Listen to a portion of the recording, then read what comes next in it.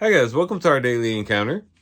In Matthew chapter 10, we have what is commonly called the Limited Commission, in which Jesus sends out his 12 apostles to go out and to speak to the people of Israel and to tell them about the kingdom. And in doing so, this becomes like a trial run, if you will, or a training session in which they are getting prepared for the time in which they will launch out into all the world and preach the gospel.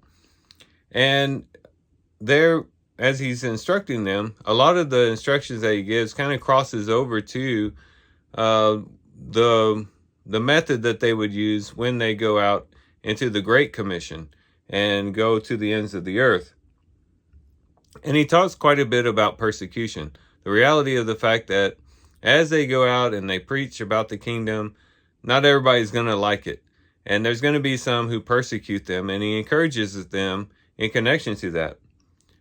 But there's also a group of people that is spoken about that would actually support them and help them in their endeavors. And this is found at the end of the chapter, starting in verse 40, where he says, "He who receives you receives me, and he who receives me receives him who sent me. He who receives a prophet in the name of a prophet shall receive a prophet's reward, and he who receives a righteous man in the name of a righteous man shall receive a righteous man's reward. And whoever in the name of a disciple gives to one of these little ones even a cup of water to drink, truly I say to you, he shall not lose his reward."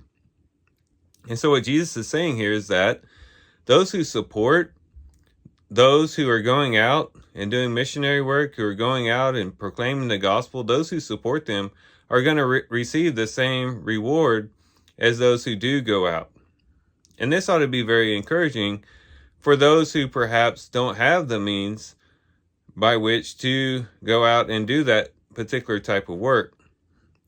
And this shows us that even in situations where we may not have the talent or the gift or even the physical capacity to go out and do a particular work, if we support those who do have those abilities and that those capabilities, that it's as though we are doing the work ourselves.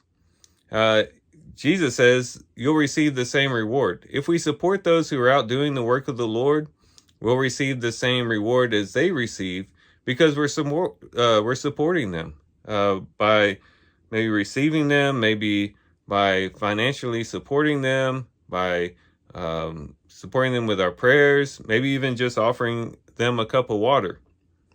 Whatever the case may be, there's a reward for those who support those who are out doing the work. And this reminds me of a statute that David had pronounced in 1 Samuel chapter 30. There, of course, David was living in Ziklag among the Philistines, but the Amalekites came and attacked Ziklag and took away all the people. It took away even David's wives. And he goes out with 600 men to pursue the Amalekites, but 200 of the men become too exhausted. They physically just could not go any further. And so he continues to pursue the Amalekites with the 400 and overtake them and receive the spoil. Well, when they come back, there are some of those among the 400 who don't think that the 200 should receive any of the spoils. And David is very clear about the fact that no, even though they didn't go out to battle, they stayed back with the luggage, they stayed back with the baggage, and they too will receive a reward. And this became a statute for the rest of Israel's history, that those who go and watch over the stuff, if you will, receive the same reward as those who go out to battle and receive of the same spoils. And so the idea here is that, those 200 men were just physically, absolutely just couldn't go any further. And so it wasn't held against them that they didn't actually physically go to battle.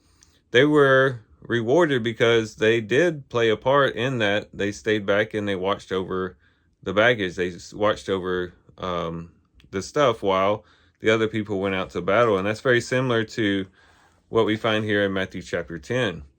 So what this ought to do is encourage us. Sometimes we might think, well, because I'm limited in my abilities to really go out and do certain things.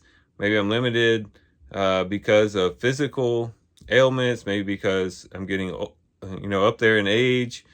Maybe it's because of just like the talent or the ability to do a particular thing. That should never stop us from supporting those who are able to go out and do the work. We support them with our prayers, support them with our financial support if we're able to do that. Support them by maybe providing them physically with certain things like a cup of water, or other things that would help them, clothing or whatever that would help them go out do the work.